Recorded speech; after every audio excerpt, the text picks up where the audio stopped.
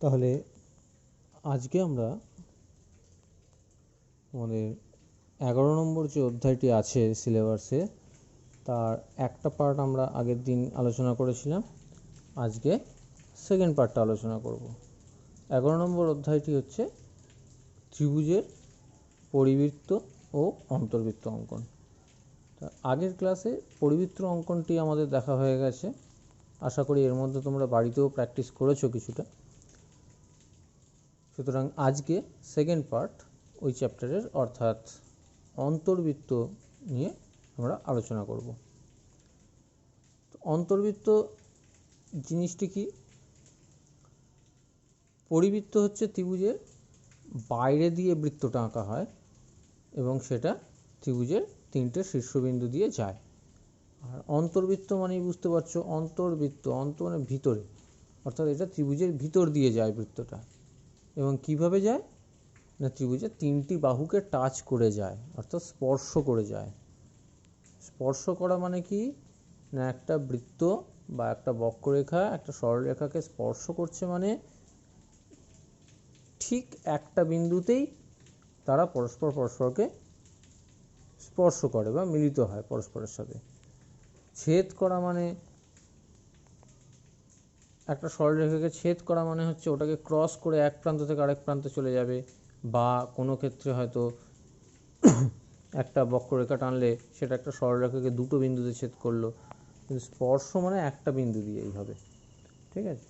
যাই হোক, তাহলে অন্তর্বৃত্ত কীরকম দেখতে হবে না, ত্রিভুজটির ভেতর দিয়ে যাবে এবং ত্রিভুজের তিনটি বাহুকে স্পর্শ করে যাবে, তখনই সেটা অন্তর্বৃত্ত। এবং অন্তর্বৃত্তের ব্যাসার্ধকে বলা হয় অন্তর্ব্যাসার্ধ, অন্তর্বৃত্তের কেন্দ্রকে বলা হয় অন্তঃকেন্দ্র। এখানে অন্তঃব্যাসার্ধটা কি না, অন্তঃব্যাসার্ধ হচ্ছে অন্তর্বৃত্তের যে কেন্দ্র, সেই কেন্দ্র থেকে ওই ত্রিভুজটির যে কোনো বাহুর উপর লম্ব সমদ্বিখণ্ডক আঁকা হলে তাদের দৈর্ঘ্য সবসময় সমান হয় এবং তারাই প্রতিটিই হচ্ছে ওই অন্তর্বৃত্তের ব্যাসার্ধ। বোঝা গেছে? এখন অন্তর্বৃত্ত কিভাবে আঁকবো, একটা ত্রিভুজ দেওয়া থাকলে তার অন্তর্বৃত্ত কিভাবে আঁকবো না, আগের দিনও যে আমি যেভাবে তোমাদেরকে আলোচনাটা করেছিলাম আজকেও ঠিক সেইভাবেই করব। অর্থাৎ অনুশীলনী থেকে একটি অঙ্ক বেছে নেব এবং সেটি সমাধানের মাধ্যমে আমরা দেখে নেব যে কিভাবে একটা বৃত্তে অন্তর্বৃত্ত অঙ্কন করতে, একটা ত্রিভুজের অন্তর্বৃত্ত অঙ্কন করতে হয়। ঠিক আছে? তাহলে তোমরা এবার তোমাদের বইয়ের কোষে দেখি 11.2 এটি খোলো। সেখানে দেখো ওই কোষে দেখি 11.2তে যে সমস্ত প্রশ্নাবলী দেওয়া আছে তার মধ্যে প্রথম যে অঙ্কটি, অর্থাৎ একের দাগের একের অঙ্কটি দেখো, সেটি আমি এখানে আলোচনা করেছি। একের দাগের একের অঙ্কটি এখানে কি বলা আছে না, 7 সেমি, 6 সেমি এবং 5.5 সেমি দৈর্ঘ্যের বাহু বিশিষ্ট একটি ত্রিভুজ অঙ্কন করি এবং ওই ত্রিভুজের একটি অন্তর্বৃত্ত অঙ্কন করে তার ব্যাসার্ধের মাপ নিই বা মাপি। ঠিক আছে?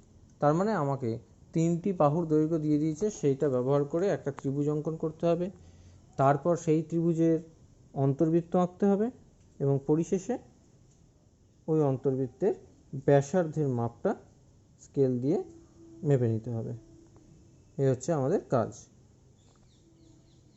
তাহলে আজকে সম্পাদ্য সংক্রান্ত যে অঙ্কটি নিয়ে আমরা আলোচনা করতে চলেছি সেটি তাহলে শুরু করা যাক। অলরেডি আমি প্রশ্নটা তোমাদের সাথে আলোচনা করে নিয়েছি। প্রশ্নটা কি ছিল না, একটি ত্রিভুজের তিনটে বাহুর দৈর্ঘ্য দেওয়া ছিল 7 সেমি, 6 সেমি এবং 5.5 সেমি। এই ছিল ত্রিভুজের তিনটে বাহুর মাপ। এই মাপ নিয়ে প্রথমে আমাদের ত্রিভুজটি আঁকতে হবে, তারপরে সেই ত্রিভুজটির একটি অন্তর্বৃত্ত আঁকতে হবে এবং তার ব্যাসার্ধ নির্ণয় করতে হবে। এটি হচ্ছে আমাদের প্রশ্ন। তাহলে শুরু করা যাক। তাহলে প্রথমে যে যে মাপ দেওয়া আছে সেই মাপগুলো আমরা আগে এঁকে নেব। কি কি ছিল? একটা ছিল 7 সেমি। তাহলে 7 সেমি মাপের একটা সরলরেখা এঁকে নাও। তাহলে স্কেল দিয়ে 7 সেমি মাপের একটা সরলরেখা এঁকে নিলাম এবং 7 সেমি লিখে দিলাম। তারপরে ছিল 6 সেমি, তাহলে 6 সেমি মাপের একটা সরলরেখা আঁকি। এই 0 বিন্দু থেকে 6 বিন্দু পর্যন্ত মাপ নিলাম, তাহলে হয়ে গেল 6 সেমি মাপের সরলরেখা। আর কি দেওয়া আছে? 5.5 সেমি, 5.5 সেমি। তাহলে একইভাবে 0 থেকে 5.5 পর্যন্ত 5.5 সেমি হয়ে গেল। এবার প্রথমে তাহলে কি করব? প্রথমে ত্রিভুজটা আঁকবো। তাহলে প্রথমে একটা বড় সরলরেখা নিতে হবে আমাদেরকে।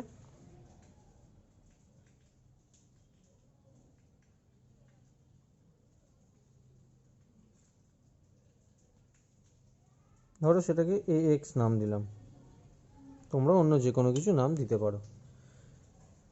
প্রথমে কি করব? যে কোনো একটা সরলরেখা যে 3টে বাহুর দৈর্ঘ্য দেওয়া আছে তার মধ্যে যে কোনো একটা মাপ নিয়ে এই AX থেকে একটা অংশ কেটে নেব। আমি 7 সেমি যে বাহুটা দেওয়া আছে তার সমান করে একটা মাপ নিচ্ছি। তাহলে পেন্সিল কম্পাসের কাঁটাটাকে 7 সেমি দৈর্ঘ্যের বাহু যেটা আঁকা আছে তার এক প্রান্তে বসিয়ে আরেক প্রান্ত পর্যন্ত পেন্সিল দিয়ে একটা মাপ নিলাম। নিয়ে ওই একই মাপের বৃত্তচাপ এই AX সরলরেখার A বিন্দুতে কাঁটাটাকে বসিয়ে কেটে নিলাম। যেখানে ছেদ করলো এটার নাম দিলাম B বিন্দু। তাহলে এটা হয়ে গেল আমার 7 সেমি দৈর্ঘ্যের বাহু ত্রিভুজটির। এবার কি করব? 6 সেমি যেটা দেওয়া আছে সরলরেখা সেটার মাপ নেব। তাহলে আবার পেন্সিল কম্পাসের কাঁটাটাকে বসাও। 6 সেমি যে সরলরেখাটা আঁকা আছে তার এক প্রান্তে আরেক প্রান্ত পর্যন্ত একটা বৃত্তচাপ টেনে নাও। নিয়ে ওই একই মাপ নিয়ে AX এর A বিন্দুতে বসিয়ে একটা বৃত্তচাপ টানো। হলো, এটা গেল 6 সেমি মাপের একটা বৃত্তচাপ। এবার হচ্ছে 5.5 সেমি পড়ে আছে, আর একটাই পড়ে আছে। তাহলে 5.5 সেমি মাপটা নিই। তাহলে সেটারও এক প্রান্তে কাঁটা পেন্সিল কম্পাসের কাঁটাটাকে বসাও, বসিয়ে পেন্সিল দিয়ে 5.5 পর্যন্ত মাপ নাও। বি বিন্দু যেটা পেয়েছিলাম সেইখানে কাঁটাটাকে বসিয়ে এই একটা বৃত্তচাপ এঁকে দিলাম। দেখো আগের বৃত্তচাপটাকে একটা বিন্দুতে ছেদ করেছে। এবার কি করব? এই ছেদ বিন্দুর সাথে বি বিন্দুটা যোগ করে দেবো।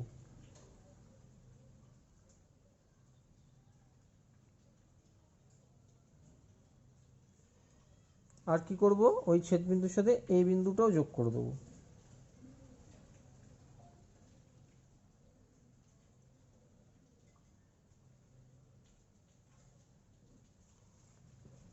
এটার নাম দিয়ে দাও সি বিন্দু। তাহলে হয়ে গেল ABC একটা ত্রিভুজ পেয়ে গেলাম, যার এই বাহুটা হচ্ছে 7.7 সেন্টিমিটার, এটা এটা হচ্ছে 6 সেন্টিমিটার, এটা হচ্ছে 5.5 সেন্টিমিটার। এটা গেল ত্রিভুজ আঁকা। এবার আমাকে কি করতে হবে? এবার আঁকতে হবে অন্তর্বৃত্ত। এর আগের ক্লাসে তোমাদেরকে পরিবৃত্ত কী করে আঁকতে হয় সেটা দেখিয়েছিলাম। এবার অন্তর্বৃত্ত। পরিবৃত্তের ক্ষেত্রে মনে করে দেখো, ত্রিভুজ আঁকার পরে আমাদের যেটা করণীয় ছিল সেটা হচ্ছে যে কোনো দুটি বাহুর লম্ব সমদ্বিখণ্ডক নিতে হতো। আর এখানে আমরা কি নেব এইটা মাথায় রাখবে অবশ্যই। অন্তর্বৃত্তের ক্ষেত্রে হচ্ছে যে কোনো দুটি কোণের সমদ্বিখণ্ডক টানবো, ঠিক আছে? তাহলে মনে করো আমি এ কোণটা প্রথমে নিই, এ কোণের সমদ্বিখণ্ডক কি করবে, কিভাবে আঁকবে?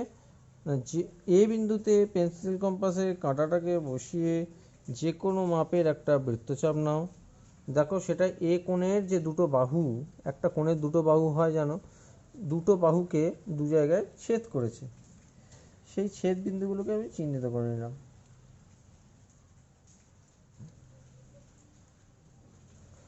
এবার কি করব? পেন্সিল কম্পাসের কাঁটাটাকে ওই ছেদবিন্দু দুটো যে কোনো একটাতে বসিয়ে অপরটা পর্যন্ত যে মাপ হয় তার অর্ধেকের বেশি, আমি এতটা বেশি নিতে পারি, দেখো এতখানি বেশি নিলাম, অর্ধেকের বেশি মাপ নিয়ে এই একটা বৃত্তচাপ আঁকবো। আবার ওই একই মাপ নিয়ে আরেকটা ছেদবিন্দুতে বসিয়ে এদিকে একটা বৃত্তচাপ আঁকবো। দেখো ছেদ করেছে দুটো। এই ছেদ বিন্দুর সাথে এই এ বিন্দুটা যদি যোগ করে দিই তাহলে আমি এ কোণের সমদ্বিখণ্ডক পেয়ে যাব। তাহলে যোগ করে দেওয়া যাক।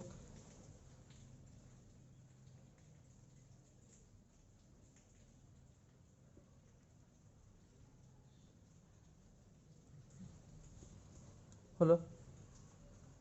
এবার কি করব, এবার বি কোণের সমদ্বিখণ্ডক টানবো একইভাবে। তার জন্য কি করব, বি বিন্দুতে কাঁটাটাকে বসাই, যে কোনো মাপের একটা বৃত্তচাপ টানলাম। একই নিয়ম, বি কোণের দুটো বাহুকে দু জায়গায় ছেদ করেছে, তাহলে ছেদ বিন্দুগুলো আগে চিহ্নিত করে দিই যাতে আমার করতে সুবিধা হয় পরবর্তী স্টেপগুলো। এবার পেন্সিল কম্পাসের কাঁটাটাকে যে কোনো একটা প্রান্ত বিন্দুতে বসাও, অর্ধেকের বেশি মাপ, সাধারণত একটু বেশি মাপ নিলে অসুবিধা হয় না, নিয়ে একটা বৃত্তচাপ। আবার এই প্রান্তে বসাও, কাঁটাটাকে বসিয়ে এই একটা বৃত্তচাপ। দেখো যথারীতি ছেদ করেছে দু জায়গায়।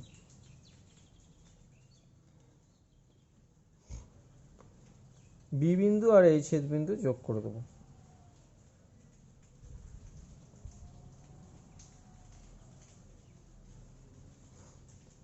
যোগ করে দিলাম। দেখো এই যে এ কোণের সমদ্বিখণ্ডক আর বি কোণের সমদ্বিখণ্ডক পরস্পরকে একটা বিন্দুতে ছেদ করেছে, এই ছেদ বিন্দুটার নাম দিয়ে দাও আই। আবারও বলছি, আই এর বদলে কিন্তু অন্য যে কোনো নাম দিতে পারো। এই যে এবিসিডি নাম দিচ্ছি, এগুলো কোনো নির্দিষ্ট নিয়ম নেই, সাধারণত আমরা এরকম নাম দিয়ে থাকি, কিন্তু সেটা তোমরা তোমাদের ইচ্ছা হলে অন্যরকম নাম দিতেই পারো। এটা তো গেল দুটো কোণের সমদ্বিখণ্ডক টানা, তারা পরস্পরকে আই বিন্দুতে ছেদ করলো। এখন প্রশ্ন হচ্ছে এর পরের ধাপটা কি অন্তর্বৃত্ত আঁকার জন্য। পরের ধাপ হচ্ছে যে দুটো কোণের সমদ্বিখণ্ডক টেনেছি, এ কোণ আর বি কোণ, তাদের মধ্যবর্তী যে বাহুটা, এই বাহুটা এবি বাহুটা, সেটার ক্ষেত্রে কি করব, এই আই বিন্দু থেকে এই এবি বাহুর লম্ব সমদ্বিখণ্ডক টানব। আরেকবার বলি, যে দুটো কোণের অন্তঃসমদ্বিখণ্ডক টানা হয়েছে, এ কোণ আর বি কোণ, তাদের মাঝের যে বাহু, অর্থাৎ এক্ষেত্রে এবি বাহু, সেই এবি বাহুর লম্ব সমদ্বিখণ্ডক টানব কোথা থেকে, না আই বিন্দু থেকে। একইভাবে যদি তোমরা তোমাদের ছবিতে এ কোণের লম্ব সমদ্বিখণ্ডক আর সি কোণের লম্ব সমদ্বিখণ্ডক টানতে, তাহলে আই বিন্দু থেকে কোন বাহুর ওপর লম্ব সমদ্বিখণ্ডক আঁকতে হবে, না এসি বাহুর ওপর বা সি এ বাহুর ওপর লম্ব সমদ্বিখণ্ডক টানতে হবে। ঠিক আছে, তাহলে এক্ষেত্রে আমি আই বিন্দু থেকে এবি বাহুর ওপর লম্ব সমদ্বিখণ্ডক টানব। কিভাবে টানব, না প্রথমেই আই বিন্দু থেকে, আই বিন্দুতে পেন্সিল কম্পাসের কাঁটাটাকে বসিয়ে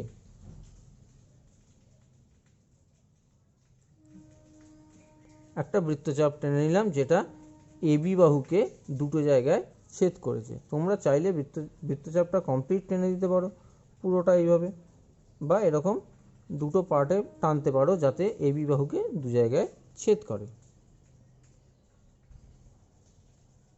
পেন্সিল দিয়ে ছোট্ট করে চিহ্নিত করে দাও ছেদবিন্দুগুলো।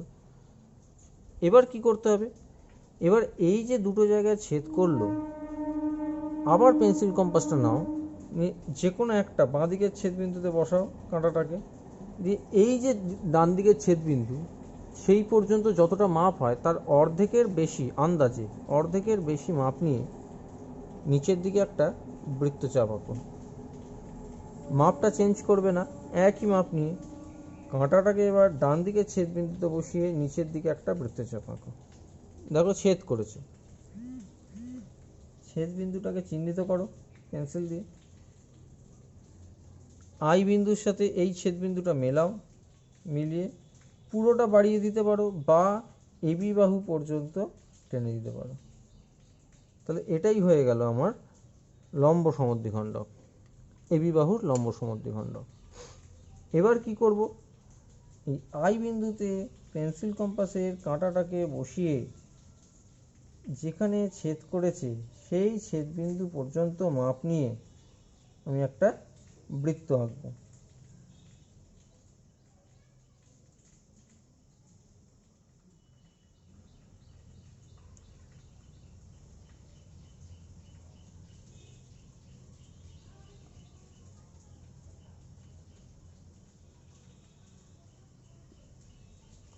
এই লক্ষ্য করে দেখো, এই যে বৃত্তটা টানলাম, দেখো এবি বাহুকে এখান দিয়ে টাচ করে গেছে, বিসি বাহুকে টাচ করে গেছে, সিএ বাহুকেও টাচ করে গেছে। এই বৃত্তটিই হলো এবিসি ত্রিভুজের অন্তর্বৃত্ত, যার কেন্দ্র হচ্ছে আই। ঠিক আছে, তুমি এটার নাম দিয়ে দিতে পারো একটা ডি। এই যে লম্ব সমদ্বিখণ্ডক টেনেছিলাম আই বিন্দু থেকে এবি বাহুর ওপর, যেখানে ছেদ করলো সেটার নাম ডি দিলাম, তাহলে আই ডি এটাকে ব্যাসার্ধ ধরে একটা বৃত্ত আঁকবে, সেই বৃত্তটাই হবে অন্তর্বৃত্ত, এবং সেটা অবশ্যই তিনটে বাহুকেই টাচ করে যাবে, ছেদ করবে না। ছেদ করা মানে একটা বৃত্ত আঁকছি, সেটা ত্রিভুজটার কোনো একটা বাহুকে ছেদ করা মানে দুটো জায়গায় ছেদ করবে বাহুটাকে। আর যদি স্পর্শ না করে বা টাচ না করে, তাহলে মানে ওই বাহুর সাথে তার কোনো মিলন হবে না, টাচ হবে না। হ্যাঁ, দুটোর মধ্যে কিন্তু ফাঁকা থাকবে, একটু গ্যাপ থাকবে। ঠিক আছে, সেই জিনিসটা দেখে নেবে। যদি হয় সেরকম, তাহলে বুঝতে হবে যে কোথাও একটা মাপে ভুল হয়েছে, সুতরাং তোমরা সেটাকে রেকটিফাই করার চেষ্টা করবে বা নতুন করে আঁকার চেষ্টা করবে। বোঝা গেছে? তাহলে আরেকবার বলি, যে যে শর্ত দেওয়া থাকবে সেই শর্ত প্রয়োগ করে প্রথমে ত্রিভুজ এবিসি বা ডিএফ, যে কোনো কিছু নাম দিতে পারো, বা XYZ, একটা ত্রিভুজ আঁকবে। ত্রিভুজ আঁকার পরে অন্তর্বৃত্ত আঁকতে গেলে মনে রাখবে, প্রথমেই তোমাকে যে কোনো দুটো কোণের লম্ব সমদ্বিখণ্ডক আঁকতে হবে। কিভাবে লম্ব সমদ্বিখণ্ডক আঁকবে সেটা তো আমি বিস্তারিত দেখিয়ে দিলাম করে।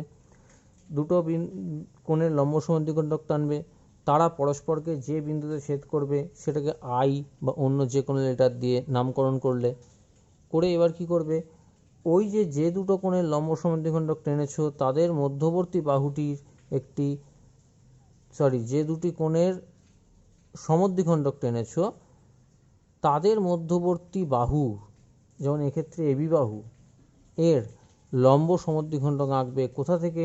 ওই আই বিন্দু থেকে। সেটা যদি একটা বিন্দুতে ছেদ করে, ছেদ বিন্দুর নাম ডি দাও। এবার এই আই ডি, এই রেখাংশটাকে ব্যাসার্ধ ধরে একটা বৃত্ত অঙ্কন করো, সেই বৃত্তটাই হবে এবিসি, প্রদত্ত এবিসি ত্রিভুজের অন্তর্বৃত্ত। অতএব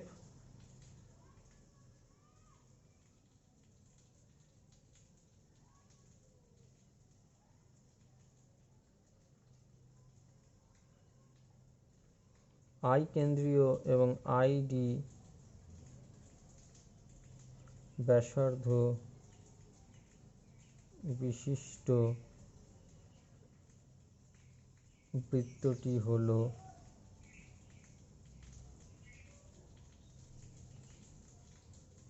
এবিসি ত্রিভুজের অন্তর্বৃত্ত। এর ব্যাসার্ধ সমান কত হবে না, মেপে নাও। আই থেকে ডি পর্যন্ত হচ্ছে 1.7 সেন্টিমিটার। বোঝা গেছে? তাহলে এইটি হচ্ছে আমাদের আলোচ্য প্রশ্নটির সমাধান। তাহলে 1.1 দাগের যে অঙ্কটি, সেটি কিভাবে অঙ্কন করা হলো আশা করি বুঝতে পেরেছ।